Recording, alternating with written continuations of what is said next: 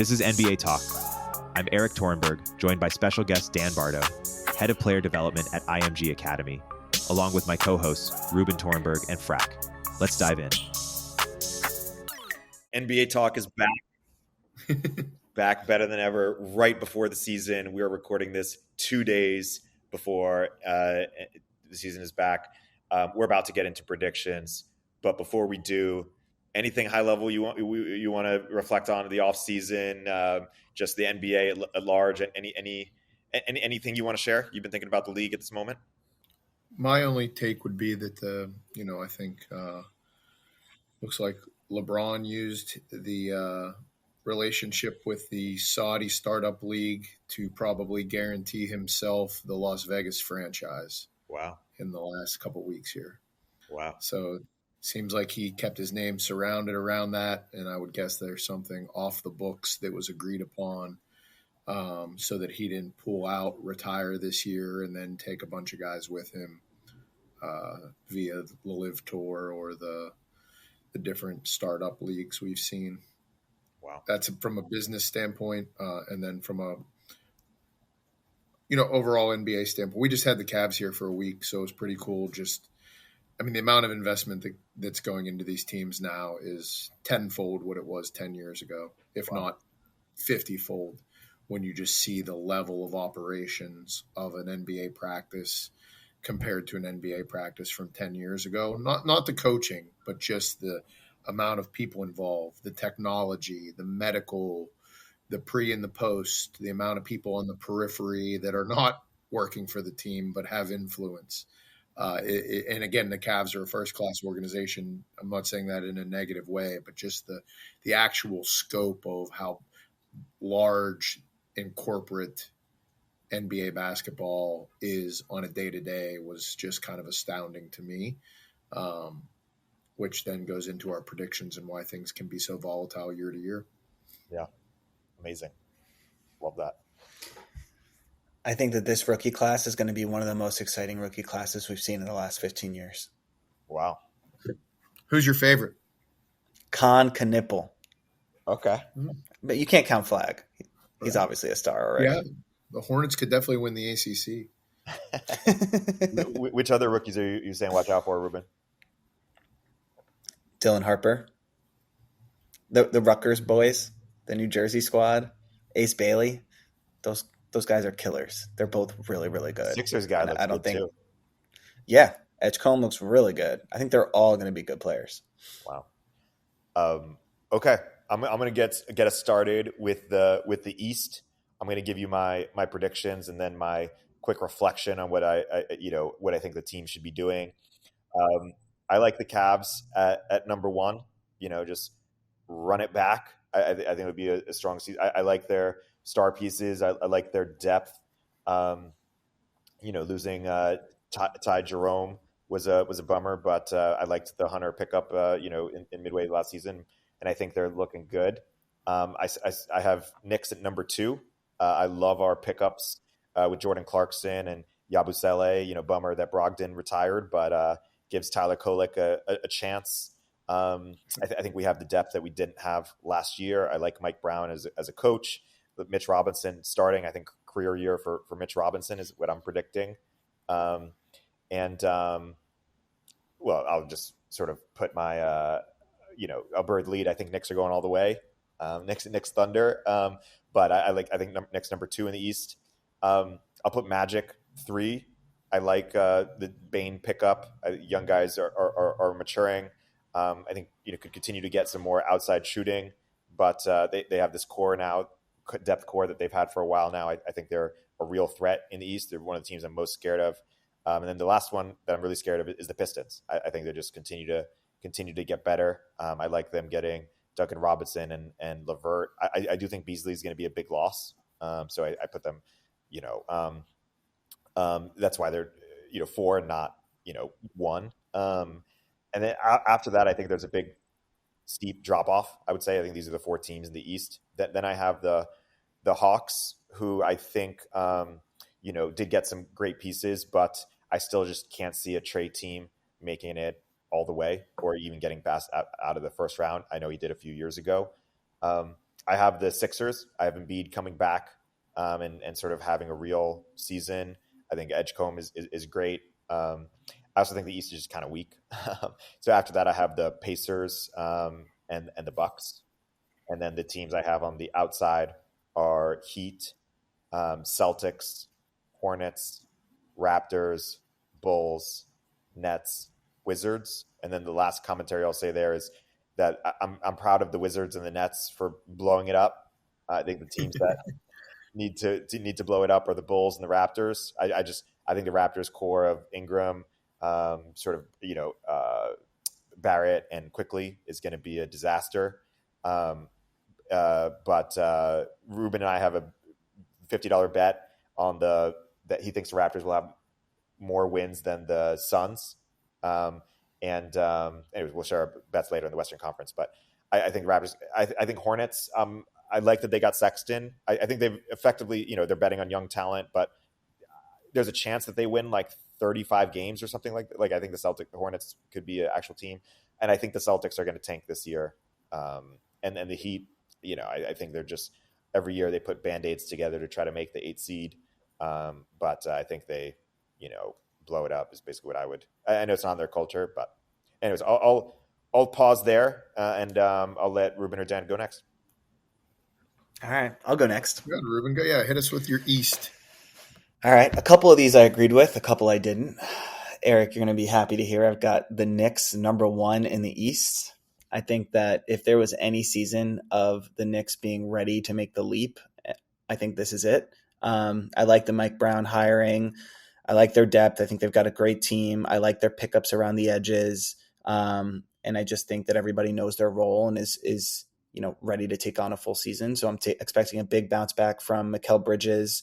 Expecting another great season from Towns. And I'm expecting, the bench to play more and to give these guys more energy going into the playoffs. They're also my finals pick. I've got the Cavs at 2. Pretty self-explanatory. I like the Lonzo Ball pickup. You guys know I'm a big Lonzo Ball fan. I've got Magic at 3. I love Bane. I love all the players on this team. I think they're super deep. They had an injury season from hell last year. I really hope Jalen Suggs plays at least 60 games. 4, I've got the Hawks. I love their offseason. I love Jalen Johnson coming back.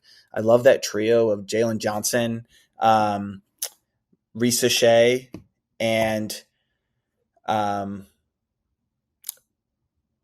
Dyson Daniels to support both Trey and Porzingis or Okongwu. And I just think they've got a lot of choices for what they can do. So I'm really excited to see them play this year. 5th, I've got the Bucks. Everybody's, throwing them for dead, saying Giannis is going to get traded. I didn't particularly love the Turner pickup and amnestying Dame, but they did what they could. And I think Turner is still a good player. I actually think he's going to fit well with Giannis. And I like the rest of the pieces that they have. I like Trent. I like Rollins. I like AJ Green. They just picked him back up. I think Kuzma can't play any worse, so I'm hopeful that he'll play a little bit better.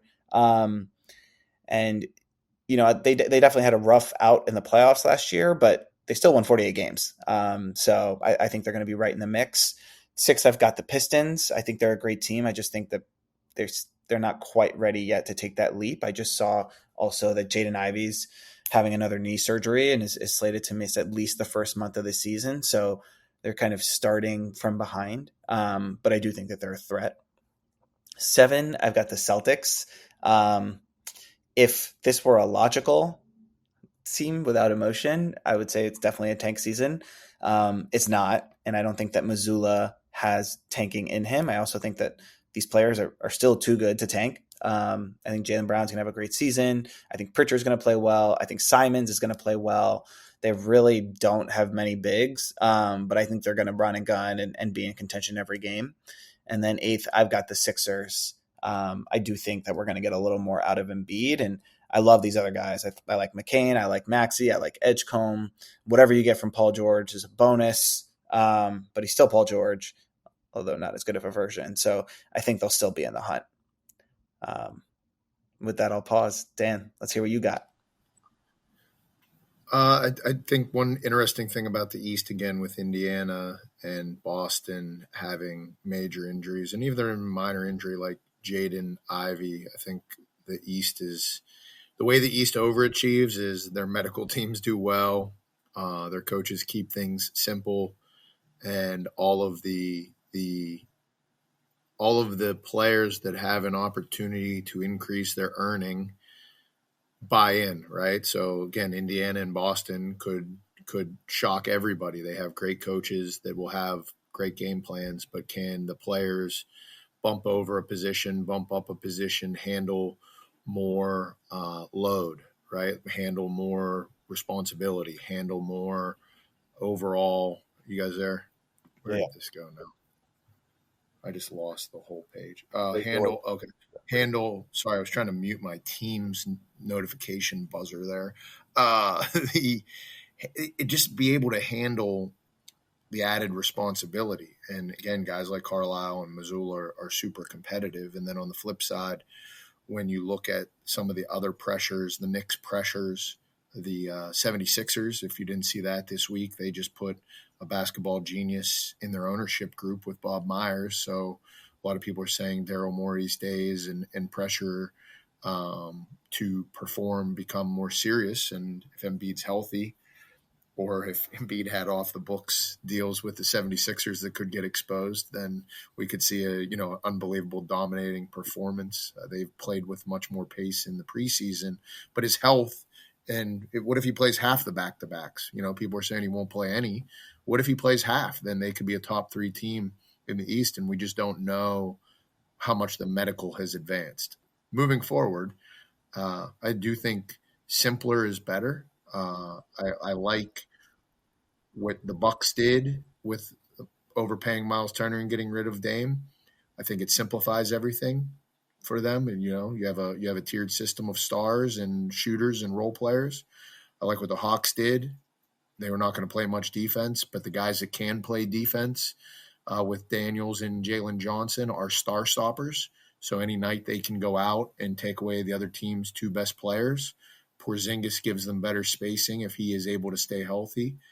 And again, the simpler, the better. The Magic in their trade, they have less ball handling. They got rid of some guys that were low efficiency guys that were unhappy.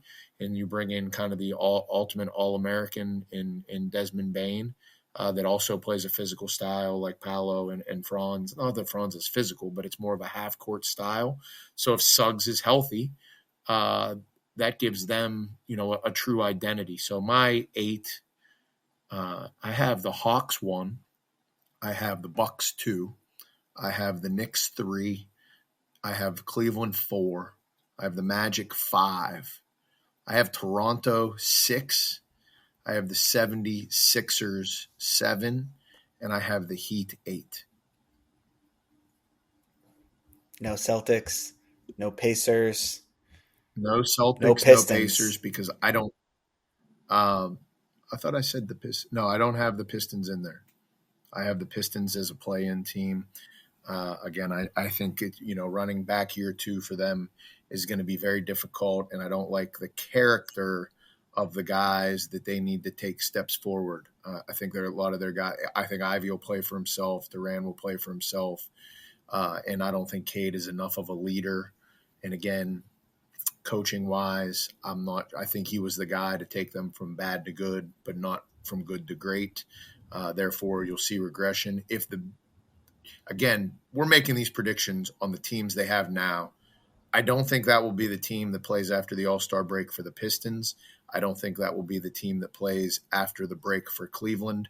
I don't think that will be the team that plays after the break for the 76ers, knowing the pressure that is going to be on those front offices and knowing the pressure that the stars can also put on the front office to win, or I'm going to demand something crazy in the offseason. So any follow-up or anything, but I like Cleveland. They just lost a key piece of some of their success there. I don't know if you saw the guy that's kind of the offensive genius behind their player development just went to be the head coach of the Portland startup women's WNBA franchise head coach, Alex Sonarma, who has built an unbelievable brand in his style of development. Cleveland had him there. I think that'll be a huge loss. And again, I think the physicality of the East is going to take out some of the Cleveland bodies throughout the year. Hawks number one. How did you get to both Hawks and the Bucks? How did you get to conviction there? I think they just made. I think that I like the identity. I like the hierarchy. Again, Porzingis has to be healthy. Trae Young has to be a willing passer. But I think the way Quinn Snyder developed his team over the course of the time in Utah, I see this as a very similar style. And I just think out of all the teams, they are going to have an offense that nobody can prepare for. I think they're going to have an offensive kind of style that is going to make up for their defensive style, a lot like Cleveland did last year. And again, I think they're going to be any style of play that you put them in.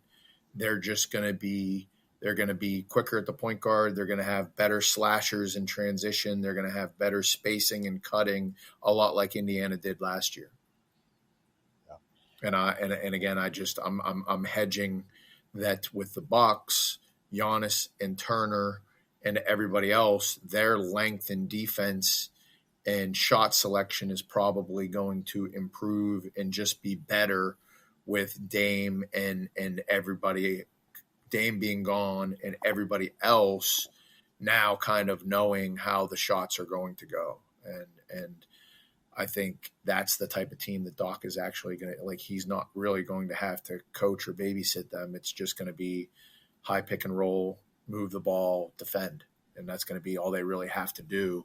And what are you going to do every night? Like, it's just a totally different look for them as opposed to being Dame and Giannis. Now it's Giannis and Turner. And I just don't see how teams are going to match up with that night in and night out from a shot selection standpoint. And again, unless they shoot 26% from the 3-point line, they're going to be really, really tough. Them and the Magic, it's going to come down to shooting. What about the Bucks point guard? Who is that? I mean, I think you're going to see the ball in Giannis's hands a tough. I think Ryan Rollins is underappreciated. I think Porter being in another year of being more comfortable. I would call it more hybrid guards than true point guards. I don't think they have a true point guard. But I think that some of the guys they got rid of and some of the guys they signed, like, it was like there's no more middle ground of their young players. Like, they just got rid of them. And they just, they have highly incentivized bench role players who, if they don't perform, will be out of the league. That's a risk, but I kind of like how it's playing out for them. Yeah. Cole Anthony, this is a career opportunity for him. Gary, I just don't like their depth enough. Put aside point guard, not point guard. You're really relying on Porter Jr., Cole Anthony, AJ Green, Rollins. Like, one of these players needs to be a real, offensive option. While also assuming Portis great. I mean, the trio of Portis, Giannis, and Miles is maybe as good as any front court in the league. Extended front court in the league, perhaps. It's just the rest of the team. But are you out on Kuzma? Are we out on Kuzma? I've been out on Kuzma. I like your thing. You can't play any worse. We'll see. Any thoughts on who needs to make a trade at the deadline, or any other recommendations for the East that you might have?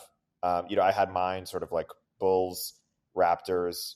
Blow it up. I think your Celtics and Pacers, you could just be patient. Or I would also Heat, also blow it up. I think Sixers, Bucks, kind of see how things play out. I mean, I think if Sixers are tanking or having a similar year to last year, you could just let that play out and get hope for another Edgecombe-like thing. And I don't know what value you get for trading Embiid or any sort of overpaid assets. And then Bucks, I mean, with Giannis, it's interesting because you can get a lot. Let's say, Bucks are having a year like the Pelicans did last year. And it's midseason. They're totally bombing. Do you trade Giannis for like 6 picks or something? Probably. I don't know. What do you guys think? I don't think you can trade Giannis during this season, because I think anything you trade in season will not be of the value that you can get during the off season. And I think folks are going to smell blood in the water if they're trading him because they're having a tanking season, and they're not going to get any offers that are like legitimately acceptable. If I were them, I would play it out and do everything you can to try and keep Giannis. Maybe they have a great season. But the one trade I'm looking at big time is if I'm the Pistons, I'm trying to do everything I can to get Lauri Markkanen. I just think he'd be a great fit for that team, a great finisher, someone who can also put the ball on the floor, get you a bucket. They've got some expirings like Tobias that they can trade, throw in some picks, and then you've got a young core plus an already made shooter. I think he'd go really well with Thompson and with Ivy and with Duren if you can keep all three of those, although you probably can't. I like a lot of these middle swaps. You said, I mean, Duren and guys like Duren and Ivy, like where are they going? There's a bunch of these guys that didn't get expended that could get swapped around. I don't think if you're Embiid or Giannis, you really want to force a trade, right? It's just bad for your brand, I think, in professional sports to be that guy. And then as much as some city may take you on, they turn their back on you as soon as something, you lose 3 games in a row. But I mean, Giannis to Miami has always been one of the big rumors, right? And you have more aggressive owners than ever. I do think that again, teams that have expectation, like if Cleveland's in the 5 seed, like their fans are going to be really mad. If the Knicks are in the 3 seed, their fans are going to be really mad. I just think it's about filling seats for some of these owners now too. It's not necessarily in the GM's hands. So you do like, again, Miami can't be half full, right? Like as much as I hate the tank and blow it up, like some of these storied franchises and these ones that are in the tax, like they just can't afford to not roll the dice at the highest level. I do like Toronto. Like you don't like some of those pieces. I do like Toronto. I feel like maybe they're one player away and they could make, somebody for Vacilunas. I think Brandon Ingram getting healthy, and being comfortable in his contract, their coach's offense, everybody having a new year and their coach's kind of more innovative style. I do think that, again, with Miami, that I don't know, like how many more times can Spoelstra just be here? Like, is he the lifelong coach, right? Like, or do they made some moves. I like their roster balance a lot better.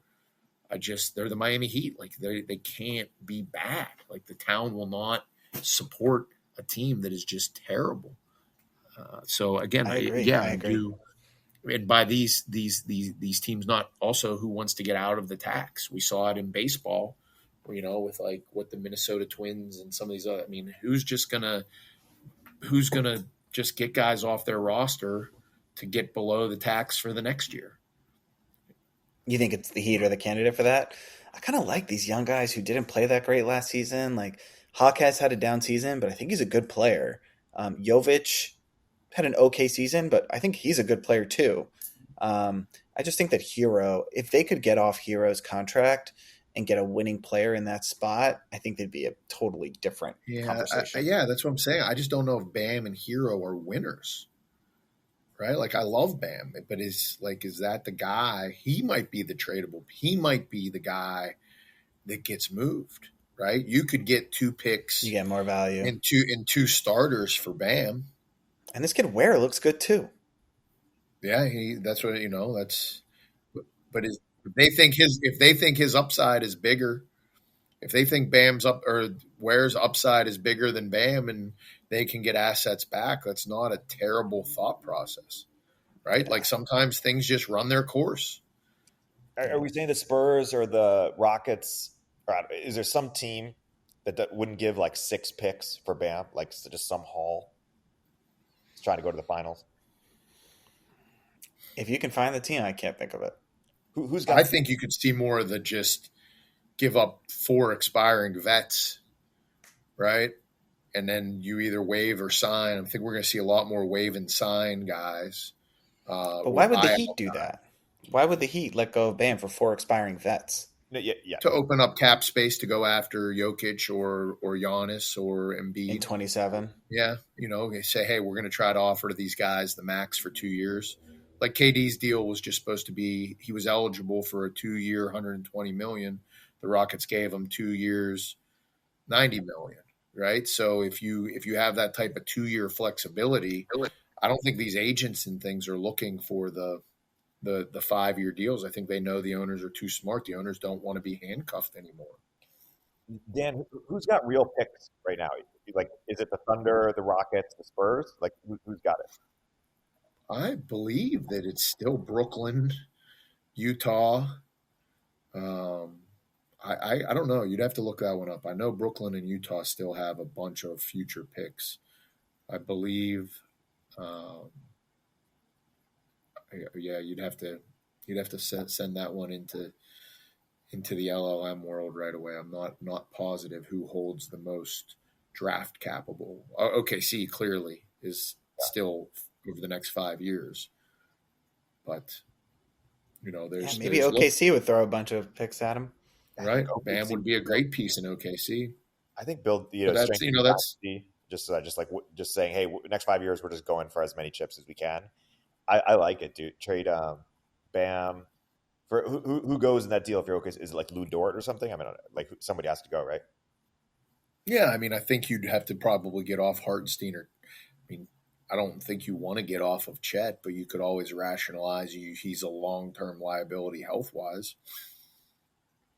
So if you can get if you're the 5 seed and you're getting physically dominated because teams have come up with schemes to beat you up inside in the Western Conference, then you got to improve your OKC. I know we're going to talk about the West, but if I'm looking at any weakness, that's what it's going to be. I'm going to make their guards run around and I'm going to beat them up inside. Can Denver, the Clippers, Houston, Minnesota, if they can do that, OKC could not get out of the first round.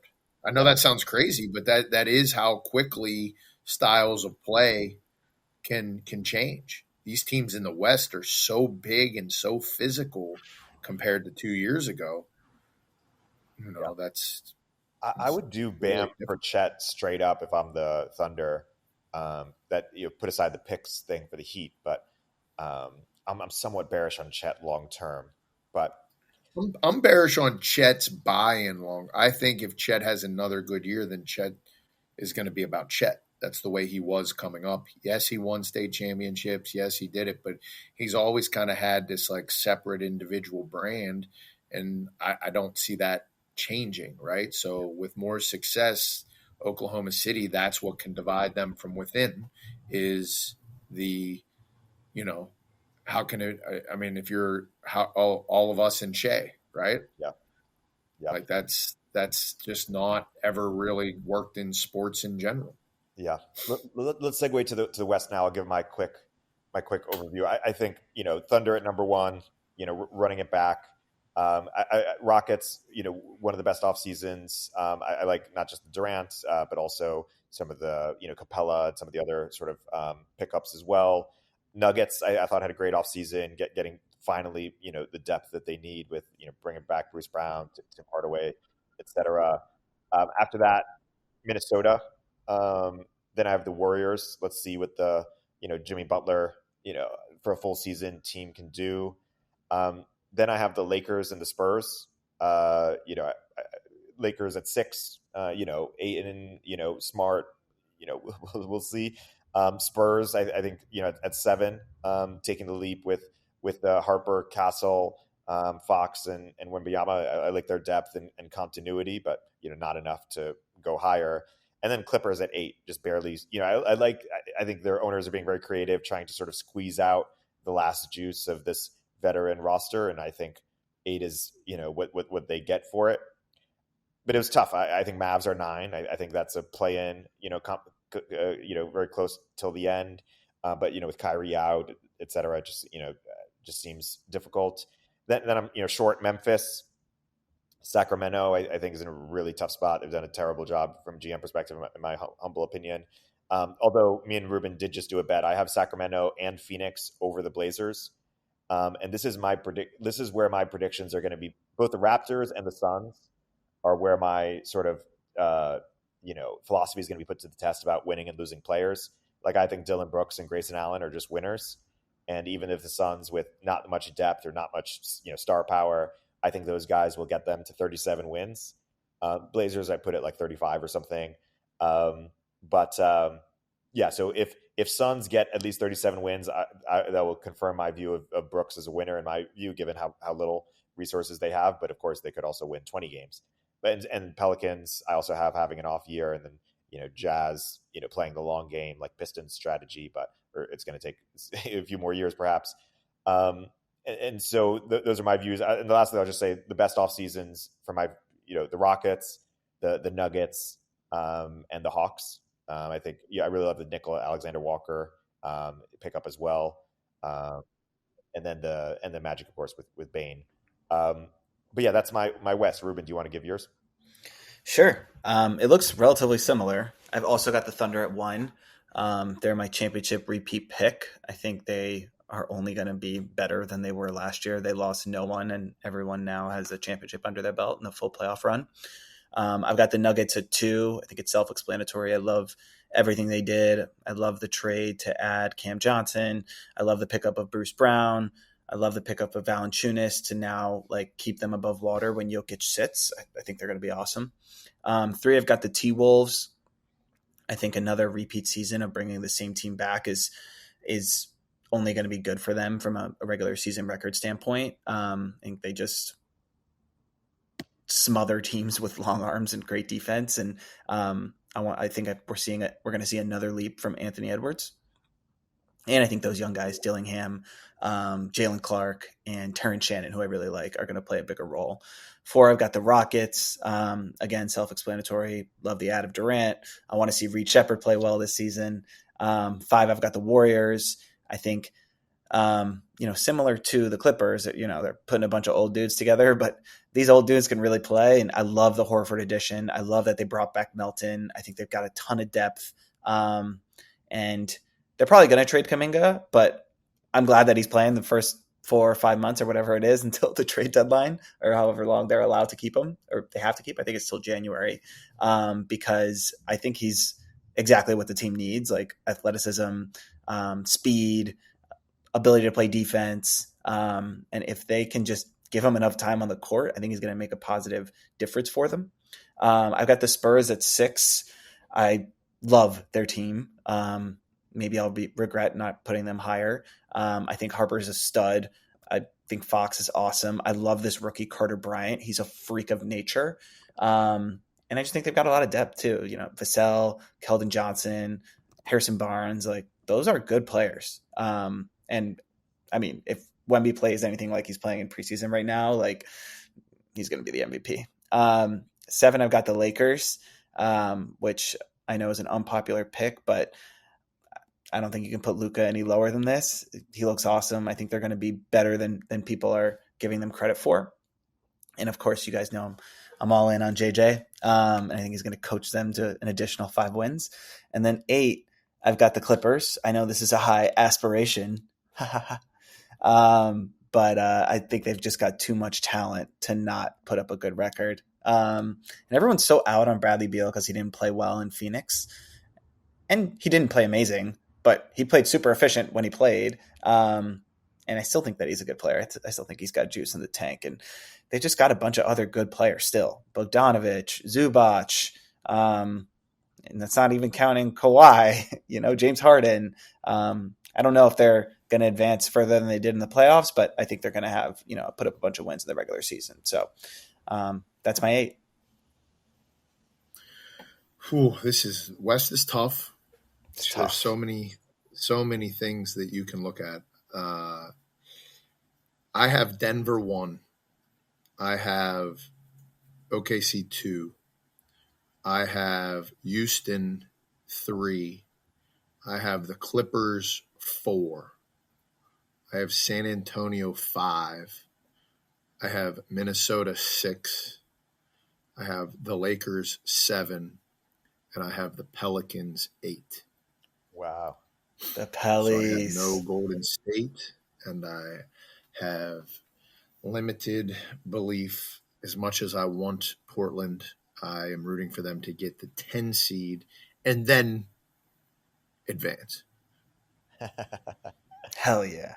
And again, I just a couple thoughts off the top of it. Again, I agree. Denver getting the extra shooting going to be very difficult to guard because Jokic can slow the game down or speed the game up, and there's just nobody that can do it like he can do it. I think Wembanyama and Dylan Harper and a second year with the same coach, the Spurs will play with a chip to win games. I don't think they're a serious threat. I just think they will steal games on the road because half the crowd will be rooting for them everywhere they go. It's almost a home game everywhere that they go. And I think that, again, just second year coach, everybody's settled in, Pop breathing down their neck from the balcony. And again, just when you the dominant player effect for all these guys, I think that we will see. Hopefully the media juices it up too, especially while LeBron's out. I would just love to see – you could dedicate a whole media channel to just tracking Wembanyama, Jokic, Embiid, Brunson, LeBron when he's healthy. You know, you could have like a star channel, right, where all you did was cover the impact that these guys have night in and night out. Obviously, Anthony Edwards, Kevin Durant fall into that too. Like it's just it's so fascinating.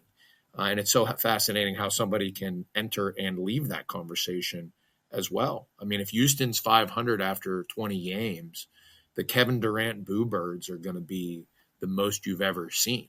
Yeah. You know, if Wembanyama, you know, falls and breaks his thumb, you're going to have people saying, this isn't worth it. Like, why are we building our franchise around this guy, right? If Anthony Edwards gets a speeding ticket, people are going to be like, trade him, get him out of here. He can't take us. Like, the volatility is so crazy with these star players. But that's also one of the things I wanted to leave. I think we should try to do a NBA talk live podcast from the NBA Cup Championship. What do you guys think? Can you guys? That would be sick. Could we put that in? That. Could we put that in the works? You don't.